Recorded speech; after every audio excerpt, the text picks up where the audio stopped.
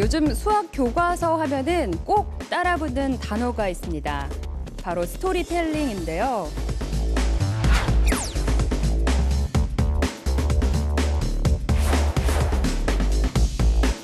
오늘 강의 주제는 부모가 꼭 알아야 할 내 아이의 수학에 대해서 설명하도록 하겠습니다.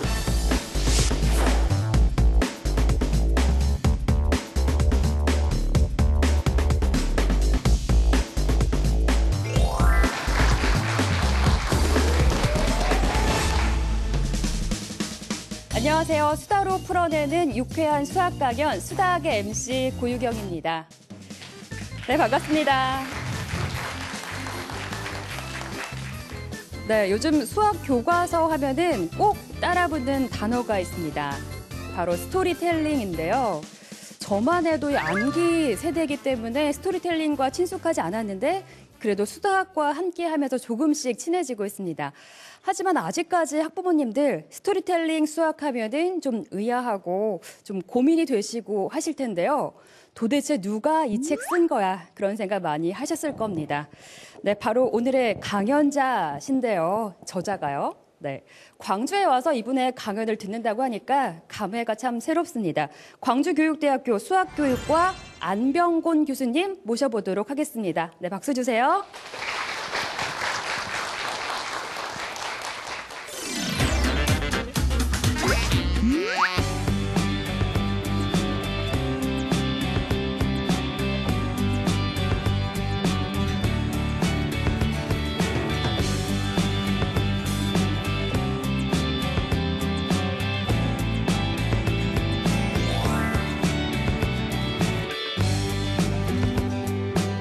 삼 회 때 그 많은 분들이 제 강의를 시청해 주어서 수학교육에 관한 많은 관심을 갖게 되었습니다. 그때에는 수학교육에 관한 사회적인 문제점 제기를 많이 했는데 구체적으로 그러면 해결하는 방안은 없을까? 이러한 구체적인 방안을 제시해달라 그래서 현재 사용 중인 교과서의 구성 배경이라든지 그 내용의 특성들에 대해서 구체적으로 학생들 지도하는 데 도움이 되도록 하는 것이 필요해서 그런 강연을 준비했습니다.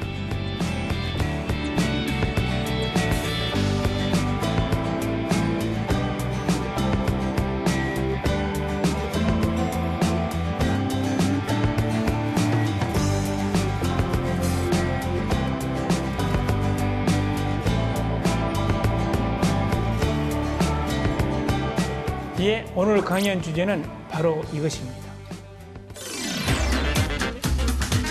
교수님 안녕하세요. 예, 안녕하세요. 오랜만입니다. 네, 저희 3회 때 출연을 해주셨었는데 새로운 교과서의 효과적인 수학학습법 강연을 해주셨잖아요. 예. 그때 제 기억에 강연 끝나고 나서 굉장히 많은 학부모님들께 질문 세례를 받으셨었습니다. 예. 네, 어떠세요? 강연 끝나고 나서 좀 변화가 있으셨나요? 예, 그 방송이라는 것이 대단히 무섭구나 하는 생각을 가졌습니다. 제 강의를 들었던 분들이 5,000명 가까운 분들이 들었더라고요. 그래서 그때 방송 내용은 수학교육에 관한 문제점 제기를 했습니다. 네. 그런데 이제 문제점 제기를 하다 보니까 방송 들었던 분들 중에서는 문제 제기만 하지 말고 구체적으로 실천 방안을 제시해달라. 그래서 오늘은 그 실천 방안에 대해서 설명을 할까 합니다. 네. 네, 저는 그때 3회 때는 몰랐는데 굉장히 많이 떨리셨다고 들었어요. 오늘은 어떠세요? 예, 항상 마이크 앞에서는 긴장하기는 마련입니다. 그래서 오늘은 떨지 않으려고 무척이나 노력하고 있습니다. 여기 계신 그 청중께서 열심히 도와주시면 훨씬 더 낫지 않을까 그렇게 생각합니다. 많은 도움 부탁드리겠습니다. 네, 여러분 기대되시죠? 네, 안병곤 교수님의 강연 지금부터 시작하겠습니다. 네, 박수로 맞이해 주세요.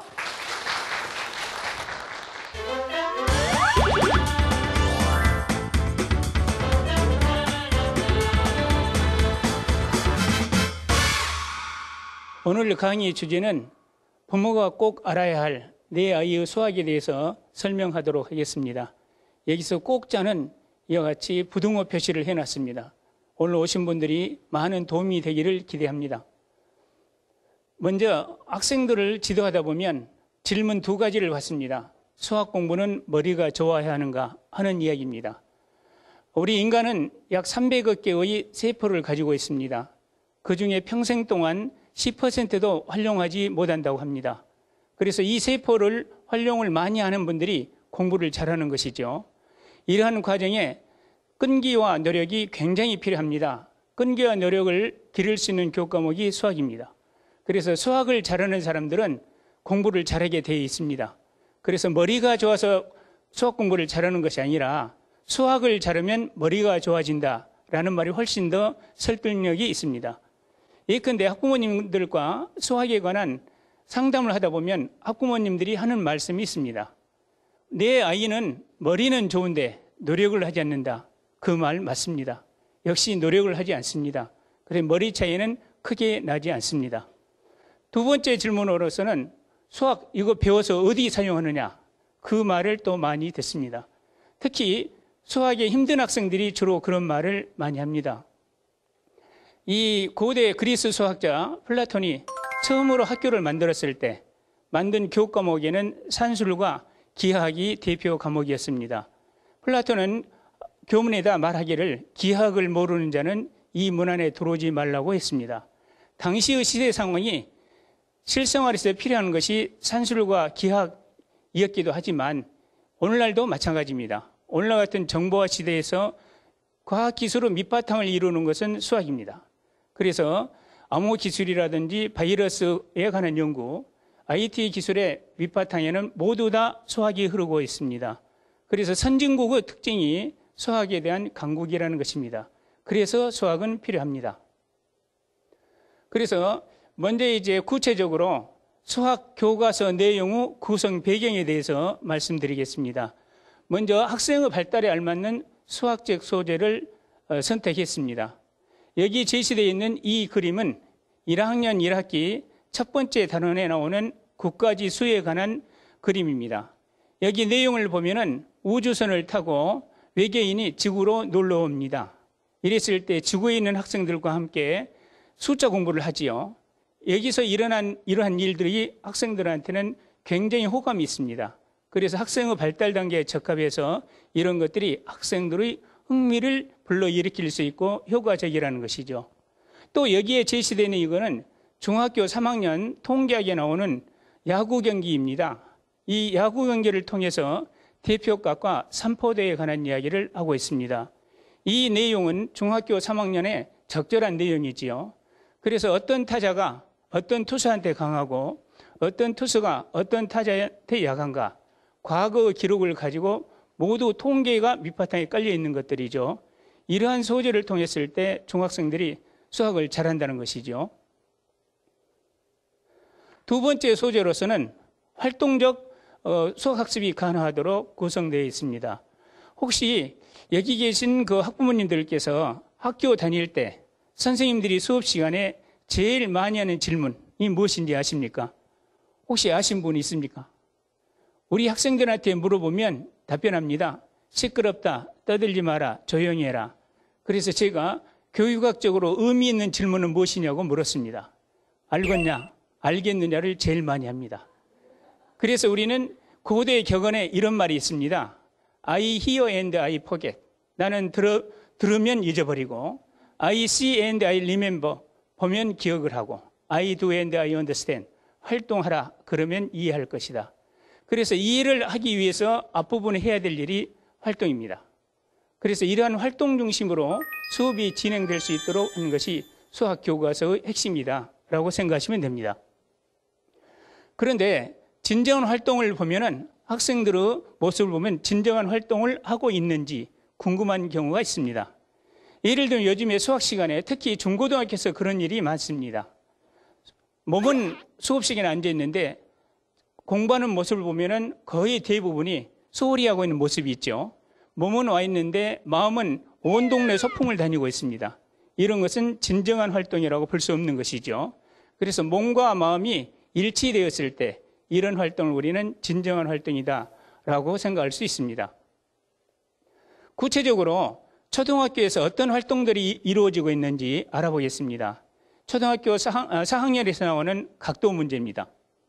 여기에 삼각형의 세 각의 크기 합을 알아보자는 것이죠. 이 활동 1에서는 세 각의 크기를 각도기를 재어서 알아보는 활동입니다. 즉 측정 활동을 하고 있는 것이죠. 활동 두 번째에서는 이와 같이 삼각형의 세 꼭지점에 있는 세 각의 크기를 잘라내어서 한 군데로 모아보는 것입니다. 그래서 조작 활동을 하고 있는 것이죠. 그래서 이와 같이 측정 활동이나 조작 활동을 통해서 학습을 지도했을 때 학습의 효과를 누릴 수 있다는 것입니다.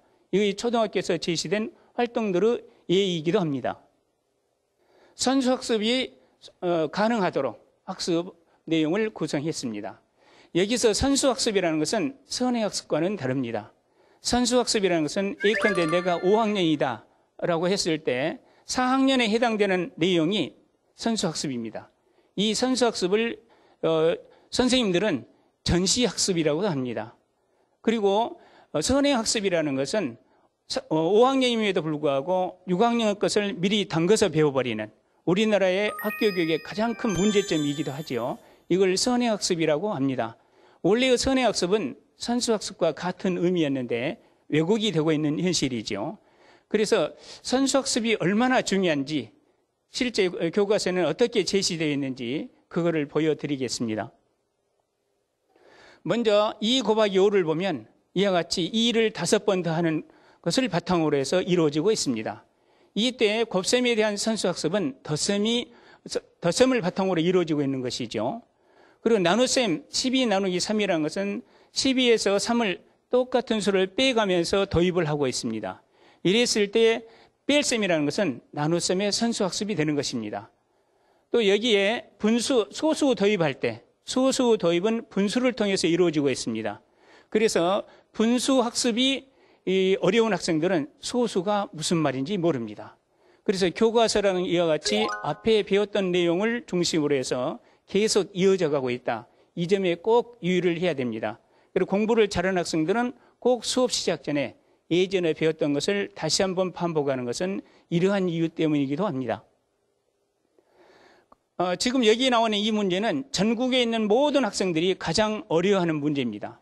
2분의 1 더하기 3분의 1의 계산과 선수학습의 관계는 어떤 관계가 있는지 알아보도록 하겠습니다. 아마 여기에 계신 학부모님들도 내 자녀가 이러한 증세가 있을 때 그 증세 처리 방법을 알면 오늘 이 강연에 참여한 보람이 있지 않을까 그런 생각이 듭니다. 먼저 이제 이 세 가지 유형이 있습니다. 2분의 1 더하기 3분의 1은 5분의 2. 틀린 학생의 대부분은 다 이 답으로 하고 있습니다. 이런 학생들은 시험을 보고 나서 꼭 하는 말이 있죠. 시험 문제가 너무 쉬웠다고, 시간이 많이 남았다고 그럽니다. 그러면 그 학생한테 묻습니다. 너는 왜 이렇게 답이 나왔느냐라고 물어보면 이렇게 답변합니다. 여기 2분의 1, 여기 3분의 1 있지 않느냐. 총 5칸 중에서 2칸 색칠해져 있으니까 5분의 2다 라고 답변을 합니다. 그랬을 때 옆에 있는 부모님들은 무슨 생각이 듭니까? 아무 말도 하고 싶지 않잖아요. 그럼 뭐가 문제였습니까? 등분하지 않았다는 것입니다. 그래서 학생이 등분한다는 생각에 오류를 보인 경우입니다. 두 번째는 이런 생각, 이제 2분의 1 더하기 3분의 1의 오류를 이렇게 하는 학생이 또 있습니다. 분모가 다를 때는 통분을 해야 된다. 그래서 그거는 강압적으로 암기를 하고 있는 것이죠. 그래서 통분을 합니다. 2분의 1은 6분의 3, 3분의 1은 6분의 2. 합쳐놓고 보니까 총 12칸 중에서 5칸. 그래서 12분의 5다. 라고 또 대답을 합니다. 또 뭐라고 해야 되겠습니까? 그래도 아무 말도 또 하고 싶지 않지요. 이 학생은 뭐가 잘못됐을까요? 직사각형 하나가 기준인데 헷갈리게 공부하고 있는 것입니다. 그러면 이러한 내용들, 우리 선수학습은 무엇일까? 잠시 후에 또 알아보도록 하겠습니다. 다에 나왔던 것은 매우 바람직한 정답 과정이죠. 2분의 1은 6분의 3으로, 그리고 3분의 1은 6분의 2로, 그리고 나서 이와 같이 6분의 5가 나옵니다. 그럼 나에서 했던 것은 직사각형이 2개 있는데, 큰 직사각형이 2개 있는데 A는 하나지 않습니까? 왜 이 학생은 이렇게 대답을 했을까요? 4학년 때 배웠던 선수학습을 제대로 했기 때문에 그럽니다. 아까 했던 이야기 중에 기준량 똑같이 나눈다는 것에서 틀린 경우가 있고, 기준량을 잘 모르는 경우, 이 학생은 제대로 알고 있을 때 이런 답이 된다는 것이죠. 아마 여기에 있는 학부모님들 자녀들은 전부 다 다와 같은 답을 하지 않을까 그런 생각을 해봅니다. 그럼 이거에 관한 선수학습을 제가 찾아보겠습니다. 여기 분모가 같은 진분수 덧셈을 알아보자는 것이 있습니다. 시연이네 집에서 시연이 어머니가 케이크를 사왔습니다. 그래서 시연이는 4분의 1을 먹고 친구들이 4분의 2 조각을 먹었습니다. 모두 얼마를 먹었는지 라고 했을 때 이와 같이 계산한 거에 대해서 아무런 이의가 없습니다. 왜? 기준량이 정확하고 똑같이 나눠졌기 때문에. 그래서 5학년 때 나오는 분모가 다른 분수 덧셈이라는 것은 4학년 때 이 공부를 잘한 학생이면 당연히 받아들여야 될 것인데 이때 맨날 계산만 하고 있으니 의미 파악을 못한 것이죠. 이렇기 때문에 5학년 때 분모가 다른 분수 덧셈에서 틀리고 있다라고 생각하시면 됩니다. 수학적 의사소통이 가능하도록 구성되어 있습니다. 이 수학적 의사소통은 지금 현행 교육과정에서 핵심 사항이기도 합니다. 수학적 의사소통의 특징 중에 하나가 학생들이 공부하는 과정을 보여달라는 것입니다. 우리는 지금까지 결과가 맞으면 다 맞은 것이었습니다. 그런데 이번에 교육과정에서는 결과보다 중요한 것은 과정이다. 그걸 우리는 수학적 과정이라고 합니다. 그거를 기를 수 있는 가장 좋은 형태가 뭐냐? 의사소통입니다. 그래서 여기 의사소통이 가능하도록 구성되어 있다는 것입니다. 여기 보면은 농장에 돼지와 닭이 9마리 있습니다. 이 모두 다리를 합쳐보니까 24개였습니다. 돼지와 닭은 각각 몇 마리일까요? 아마 가장 흔하게 푸는 문제 중에 하나지요. 혹시 생각나는 분이 있습니까? 그런데 여기 답안지를 보면 우리 대학원 다니는 선생님들한테 자기 반에 가서 한번 해보라고 그랬습니다. 그랬더니 객관식으로 낸 반도 있고 주관식으로 낸 반도 있었습니다.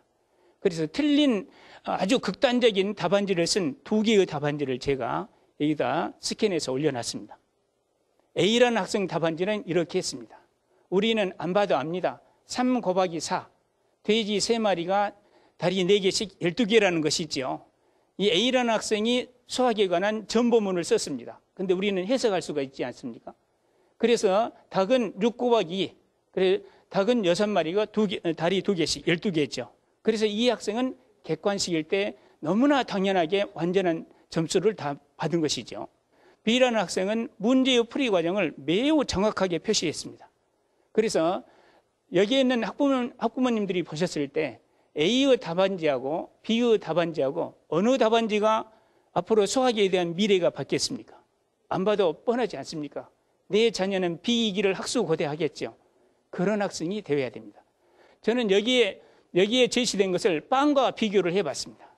객관식으로 A라는 답안지 빵도 이렇게 겉보기는 완전합니다. B라는 답안지도 이와 같이 겉보기에 완전합니다. 그랬더니 A라는 학생의 답안지의 속을 들어봤더니 완전히 빵이 공간이 비어 있습니다. 공갈빵이라 하더라고요. 그런데 내 자녀의 답안지가 공갈빵과 같은 형태가 될 수 있다. B라는 답안지는 이와 같이 속이 꽉 차 있습니다. 그래서 앞으로 수학이라는 것은 B와 같은 답안지, 객관식보다는 서술형 답안지, 과정을 보여줄 수 있는 것이 매우 중요한 것이다 라고 생각하시면 됩니다. 그 다음에 수학적으로 표현하는 방법을 우리는 의사소통이라는데 읽고 쓰고 말하고 듣고 표현하는 것을 수학적 의사소통이라고 그럽니다. 이런 것들을 왜 해야 되느냐, 이런 걸 통해서 자기가 알았던 지식을 정착화시킵니다. 내면화시킨다는 것이죠. 그래서 흔히 우리는 쓰는 거라든지 읽는 거를 통해서 많은 자기가 알았던 것을 확신에 차게 만들 수 있다는 것입니다. 발문의 유형에 대해서 교실에서 이루어지는 발문 유형에 대해서 4가지에 대해서 설명을 하겠습니다. 교실에서 선생님이 발문하는 모습을 보면 선생님이 발문해서 선생님이 답변하는 경우가 있습니다. 가장 소극적입니다. 이들은 남을 알아하는 형태죠. 이것보다 더 좋은 발문은 이와 같이 선생님이 발문했는데 학생들이 답변을 합니다. 조금씩 이들이 변화되기 시작합니다. 이것보다 더 좋은 발문은 학생이 발문해서 선생님이 답변하는 것이죠. 그러면 가장 좋은 발문은 뭘 것 같습니까? 학생이 발문해서 스스로 답변하게 만드는 것입니다. 이때 학생이 발문해서 스스로 답변하게 만드는 이런 것들을 우리는 자기 주도적 학습이라고 합니다. 이러한 수업이 진행됐을 때 학생들은 굉장히 수학적 힘이 길러지는 것들이죠. 그래서 지금까지 초등학교에서 사용되고 있는 교과서, 교재, 모든 교재들의 구성 내용의 배경에는 이러한 것들이 있었습니다. 그래서 이러한 것들에 대한 보다 상세한 내용은 제2부에서 수학 내용의 특성으로서 말씀드리겠습니다. 예, 감사합니다.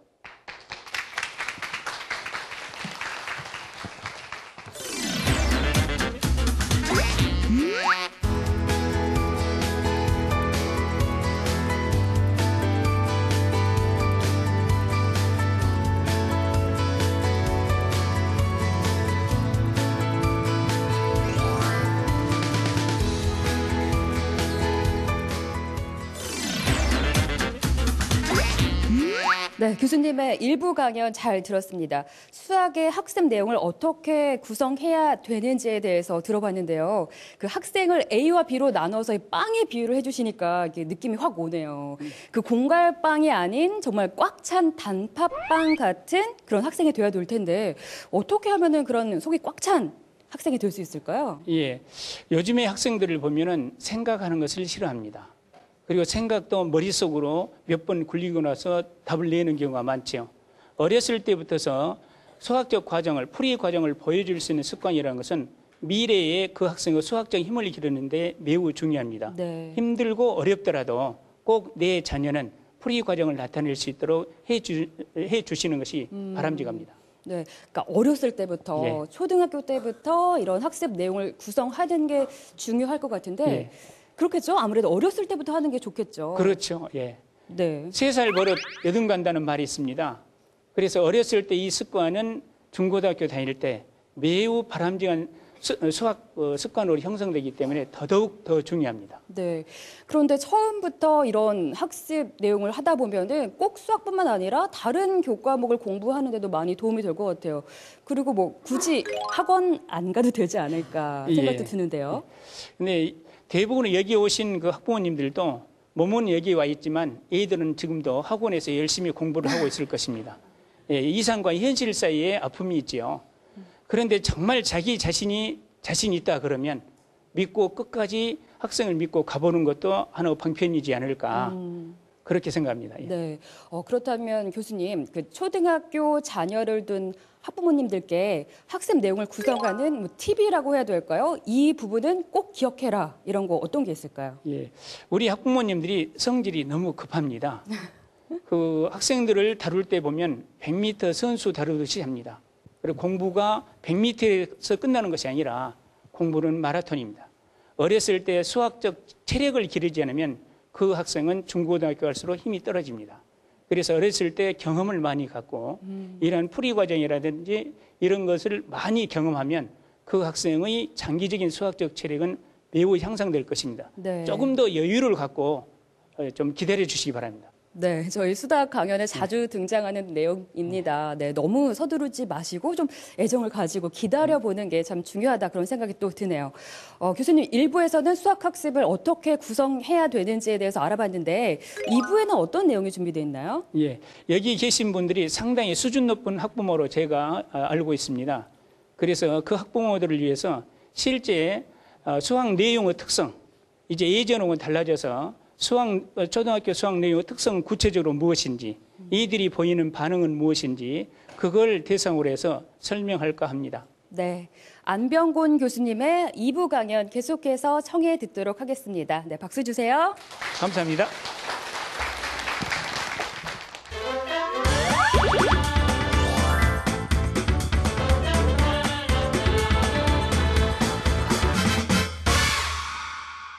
예, 2부 강연을 시작하겠습니다. 2부에서는 1부에서 했던 내용들을 보다 상세화시켜서 수학 내용의 특성에 대해서 설명을 하도록 하겠습니다. 아마 요즘에는 예전에 부모님들이 다니던 학창시절하고 요즘은 많이 달라졌습니다. 수학 내용에 관해서 지도하다 보면 이 쉬운 것을 어떻게 가르치지 방법이 없습니다. 쉬운 것을 더 쉽게 가르친다는 것은 굉장히 힘이 듭니다. 그래서 오늘 이 내용을 들으시면 훨씬 더 거기에 도움이 되지 않을까. 그래서 그러한 내용을 중심으로 설명을 할까 합니다. 이 초등학교 수학에서 만든 수학적 지식은 평생 동안 수학적 지식의 가장 기초가 됩니다. 그래서 이런 내용들 맨 처음에 만들 때 습관 형성이 매우 중요하기 때문에 이런 것들이 잘 형성될 수 있도록 해주시기 바랍니다. 먼저 수학적 지식을 만들어가는 단계입니다. 형성 단계의 특성으로서는 추상성과 형식성과 이성성이 있습니다. 이 단계가 수학에 대한 부진아들이 제일 많이 보이는 현상들이 여기서 나타납니다. 수학은 추상성이라든지 형식성 때문에 어렵고 힘든 것이죠. 그런데 이 부분을 잘 건너뛴 학생들은 수학을 아주 쉽게 진행합니다. 두 번째 단계로서는 수학 지식의 발전 단계입니다. 일반성과 특수성입니다. 이거에 관한 내용을 설명하겠습니다. 세 번째 단계에서는 수학 지식의 정리 단계입니다. 수학은 어떻게 해서 정리를 하고 있는가, 계열성과 논리성에 대해서 설명하도록 하겠습니다. 먼저 추상성에 관한 이야기입니다. 수학적 기호 3이 있습니다. 3 그러면 생각나는 것이 무엇입니까? 손가락 3개 이외에는 생각나는 것이 별로 없지요. 근데 초등학교에서 이루어지는 수학적 기호인 3, 이거 추상성의 극치를 이루는 수입니다. 예컨대 우리가 여기에 과일이 있습니다. 필기도구가 있어요. 동물들, 이와 같이 동물들도 있습니다. 이 여러 가지의 3을 들어 집합해서 공통적인 특성이 뭡니까? 다 3개씩이라는 것이죠. 이랬을 때 이 3개씩이라는 것을 우리가 표현할 때 숫자 3으로 표현합니다. 이때 이 수 3이라는 것은 추상성을 갖는 것입니다. 그래서 일상생활에 있는 많은 구체물을 들어 집합해서 공통적인 요소를 뽑는다는 것이 추상이랍니다. 그래 공부를 잘하는 학생들은 많은 특수 사례들 중에서 공통 속성을 매우 잘 뽑습니다. 그래서 이런 것들 중에서 색깔, 크기, 냄새 이런 건 버리죠. 서로 다른 요소는 버리고 공통적인 특성을 뽑아낼 수 있도록 학생들하고 자주 이야기를 하다 보면 추상성이 길러집니다. 그럼 방금 했던 이 내용을 더 간략히 한 번 더 정리해 보겠습니다. 여기에서 보면은 구체물 사과 3개가 있습니다. 그는 구체물일 따름입니다. 이거를 읽을 때 셋이라고 있습니다. 그 셋은 우리가 수사라고 합니다. 그런데 이거를 나타낼 때는 수 3으로 나타냈죠. 앞으로 수학적 대상이 되는 것은 대부분이 다 추상성을 갖는 수 3을 대상으로 하는 것입니다. 다음 하나 더 해보겠습니다. 수학적 용어인 직사각형에 대해서 설명을 하겠습니다. 여기 제시되어 있는 태극기 상자가 있습니다. 나폴레옹 그림이 하나 있죠. 그리고 또 여기는 유리창 모양이 있습니다. 또 여기에서는 교과서 모양, 여기는 책걸상 모양이 있습니다. 이 4개의 공통 특징이 뭡니까? 이 5가지. 모두 다 사각형이고 한 각이 모두 90도씩이라는 것입니다. 이런 것들의 공통 특징을 뽑아내는 것을 우리는 직사각형이다. 이때의 직사각형은 추상성을 갖습니다. 우리가 흔히 상식 수준에서 알고 있는 추상성이라는 것은 아무런 의미가 없는 것이죠. 수학적 의미를 부여한 이러한 직사각형이 앞으로 수학 공부의 대상이 되는 것들입니다. 이걸 우리는 추상성을 갖는다. 이런 것들이 잘 형성되어 있는 것이 어디냐? 교과서입니다. 문제 열심히 푼다 해서 절대 이런 거 형성되지 않습니다. 활동을 통해서 했을 때 이런 것들이 형성되는 학생. 그래서 이와 같이 수학적 기호라든지 수학적 용어 형성이 잘 되어 있는 학생들은 마치 영어의 단어 뜻을 암기한 것처럼 이해한 것처럼 수학적 문제를 정확히 이해하고 풀어가는 것입니다. 다음에 추상성에서 덧셈에 관한 오류를 보겠습니다. 이 학생들은 어떠한 추상성이 부족해서 이런 일이 벌어졌을까? 여기 나타나 있습니다. 여기 57 더하기 98을 매우 편리하게 해놨습니다. 7하고 8을 대서 15, 그리고 5하고 9를 대서 14. 가운데 있는 것을 보면 78에다가 11을 더했는데 받아 올림을 잊어버렸죠. 그런데 세 번째 그림은 626에서 328을 더했는데 15자리까지 받아 올리면 매우 잘했습니다. 그러다가 지쳤습니다. 100의 자리를 놓친 것이죠. 그럼 뺄셈에 관한 오류를 보겠습니다. 이 뺄셈 오류를 본 이런 현상이란, 뺄셈은 덮어놓고 큰 수에서 작은 수를 빼야 돼. 그러다 보니까 맨 처음에 답이 나옵니다. 그래서 가운데 있는 답을 보면은 62에서 31을 뺄 때 받아내리기까지는 매우 잘했습니다. 그런데 15자리에서 또 놓쳤습니다. 지쳐버린 것이지요. 세 번째에서는 58 빼기 43 있는데 받아내림을 안 해도 되는데 받아내림을 해놓고 망설이고 있습니다. 지금 이 문제는 우리 대학원 다니는 선생님들께 이와 같이 덧셈 뺄셈은 오류 경향이 있으면 좀 보내달라 해서 오류를 보이는 학생들이 이렇게 신기한 모습을 보이더라고요. 그러면 이런 학생들의 문제점은 어디에서 발생했을까? 이 학생들은 십진법의 개념 형성, 추상성이 약하다는 것입니다. 그럼 이런 것들을 배우지 않았을까? 다 배웠습니다. 단지 잊었을 따름이지요. 그럼 배운 흔적을 한번 찾아보겠습니다. 즉 선수학습을 확인하겠다는 것이죠. 125를 써보시오 했을 때 이런 학생의 상당수는 이렇게 씁니다. 아름답게 쓰고 있죠. 그래서 이 학생들한테 무엇이 문제이겠습니까? 아까도 말씀드린 것처럼 이 전에 배웠던 학년의 공부가 적당히 배우고 문제풀이만 했다는 것이죠. 그러면 이미 이전에 우리는 이런 걸 가르쳤습니다. 맨 위에 구체물들이 있죠. 123이라는 것은 백판이 1개 있고 신막대가 2개, 낱개로 3개 있다는 것을 배웠습니다. 그런데도 불구하고 이 학생은 이 앞부분에 있는 것을 놓치고 아랫부분에만 관심이 있습니다. 그래서 이런 일이 벌어집니다. 피아제가 그러지 않았습니까? 초등학교 시기는 구체적 조작기를 하지 않았습니까? 그래서 5학년 전반기까지는 구체적 조작물을 통했을 때 가장 효과적입니다. 그래서 부모님들이 내 애가 덧셈 뺄셈 연산에서 자주 오류를 보이면 옆에서 괜히 열내지 마시고 이런 것이 있을 때 구체물로 해서 도와주면 훨씬 이해가 빠르다는 것입니다. 그러면 이런 것들을 실제 하다 보면 125라는 것은 100 더하기 20 더하기 5입니다. 나타낼 때는 이렇게 나타내죠. 125. 이런 것을 확인할 수 있도록 구체물과 같이 해주면 십진법의 개념은 형성될 것이고 받아 올림과 내림을 못하는 대부분 학생들은 여기에서 문제점이 있었을 것입니다. 형식성에 대해서 설명하도록 하겠습니다. 32 더하기 4가 있습니다. 32 더하기 4는 교과서를 보면 이렇게 되어 있습니다. 맨 처음에 있는 것은 어떻게 되어 있습니까? 이루자리를 맞추라는 것이죠.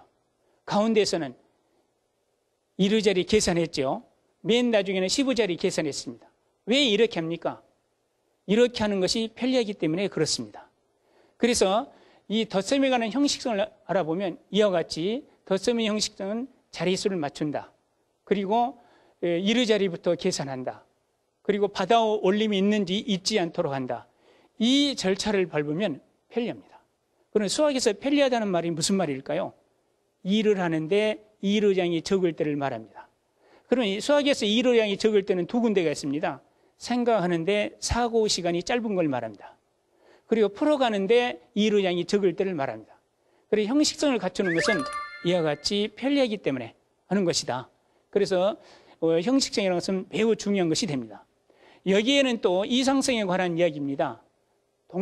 동민이 이야기입니다. 동민이 어머니가 피자 한 판을 사왔는데 어머니, 아버지, 동생 네 사람이 나눠 먹으려고 합니다. 나눠 먹으려고 하는데 동민이 표정이 별로 안 좋습니다. 왜 안 좋겠습니까? 제가 실제 피자 나눠진 그림을 봐봤습니다. 사사분면에 있는 피자가 제일 적더라고요. 그래서 아마 제일 그것이 내한테 오지 않을까.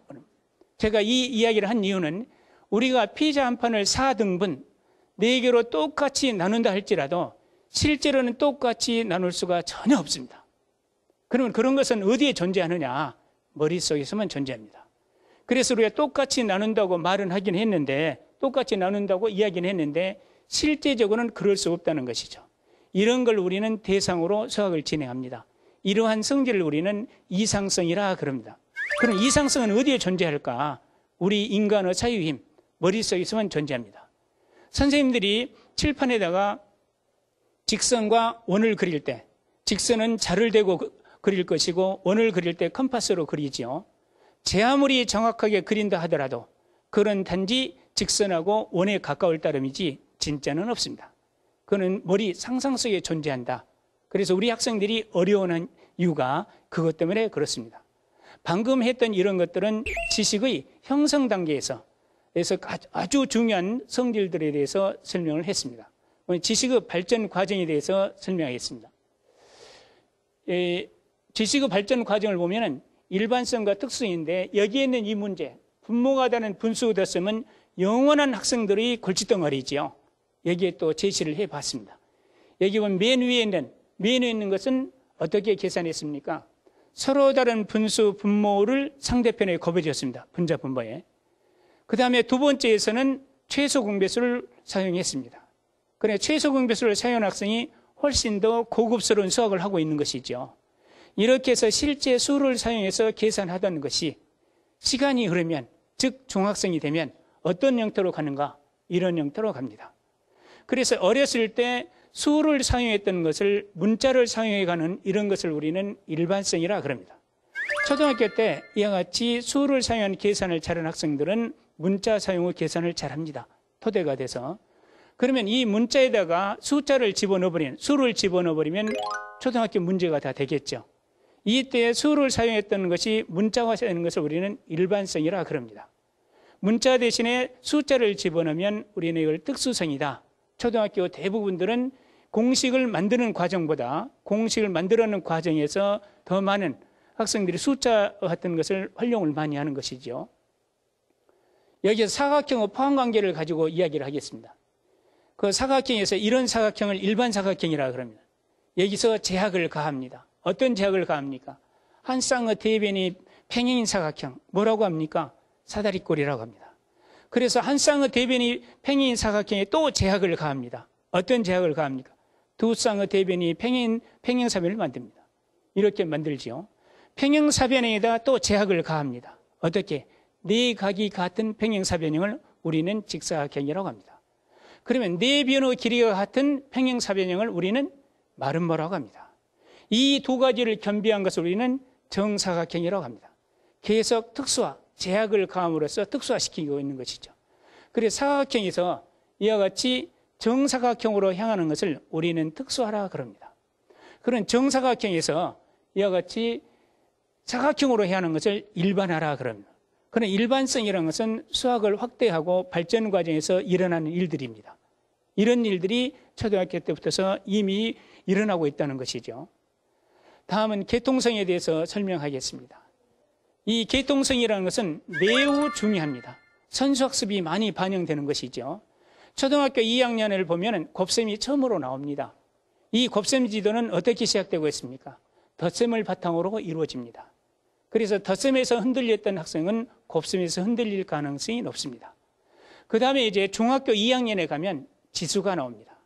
지수는 똑같은 수를 여러 번 반복해서 곱했을 때 지수라고 그러지 않습니까?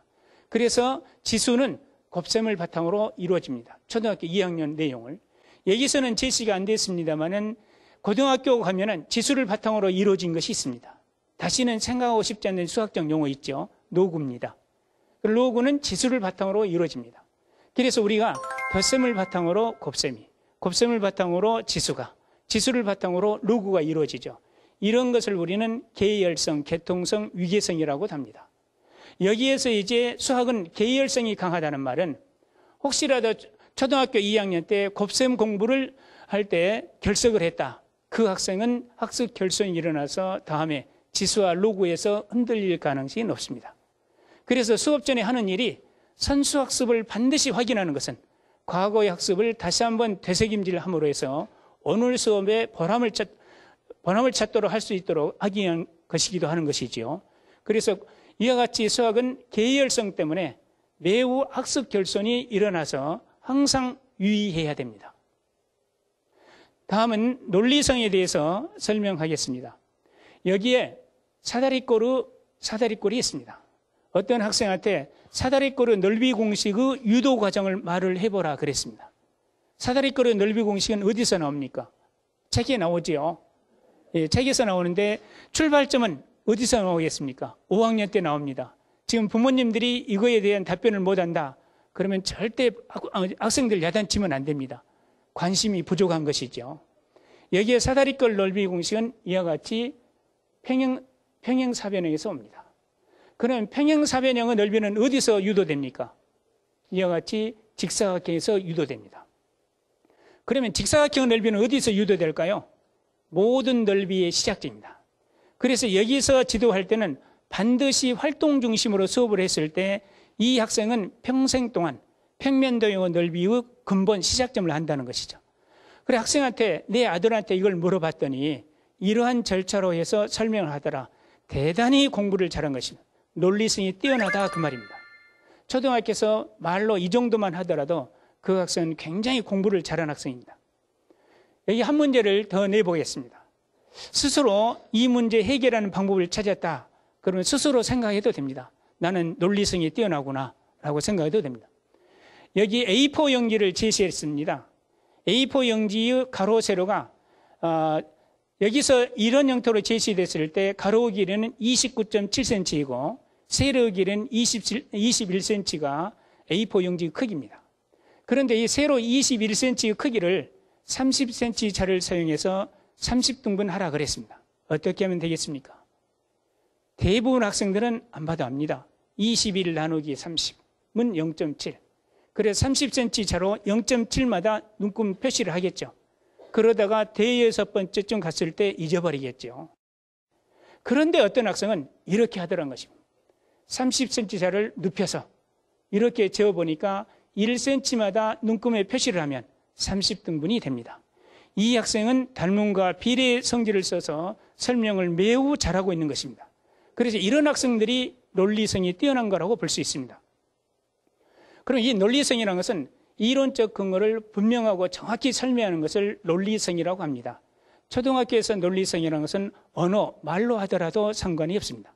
그러다 형식적 조작기인 중고등학교는 반드시 수식으로 표현을 해야 되겠죠.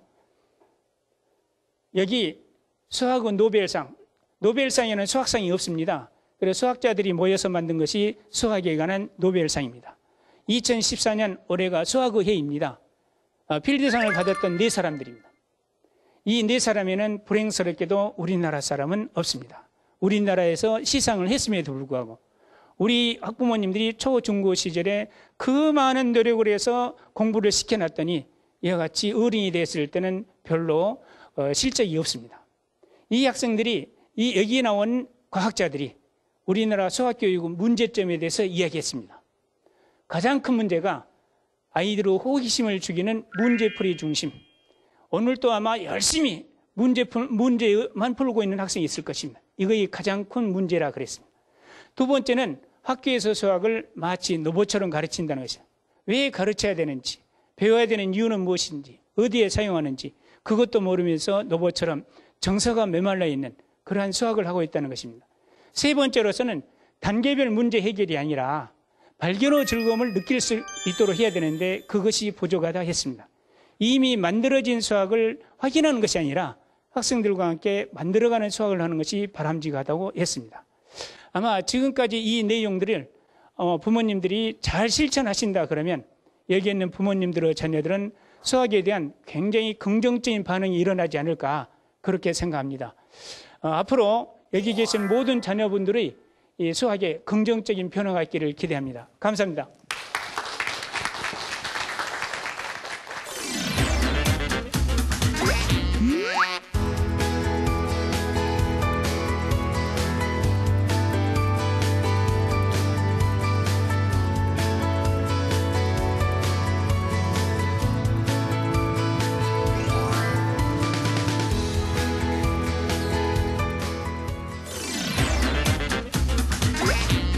네, 안병곤 교수님의 2부 강연까지 잘 들었습니다.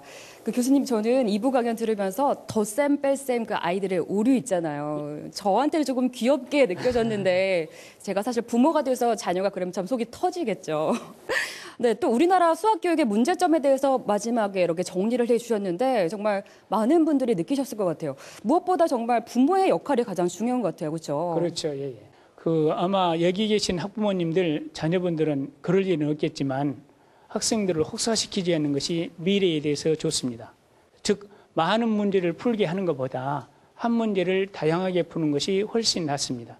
즉, 어떤 문제가 주어졌을 때 이 문제의 의미는 무엇인지, 이 문제를 풀 때 어떤 계획을 세워야 되는지, 풀고 나서 혹시 문제점은 없는지, 여기 조건을 바꿨을 때 어떻게 풀 수 있는지, 이런 것들을 어렸을 때 습관화시키면 그 학생은 앞으로 중고등학교 다닐 때 굉장히 수학을 잘할 수 있는 힘이 생긴 것입니다. 저는 이렇게 광주에 와서 교수님 강연을 들으니까 더 구수하고 좋은 게 약간의 그 사투리가 곱하기를 곱하기, 뭐 공식을 답변을 못하고 이렇게 해주시는데 더 구수하고 광주에서 들으니까 더 좋은 것 같아요, 교수님. 저도 이런 강의를 하면 가장 신경 쓰이는 것이 사투리입니다. 사투리를 생각하다 보면 강의의 초점을 놓치거나 흐름을 놓치는 경우가 있습니다.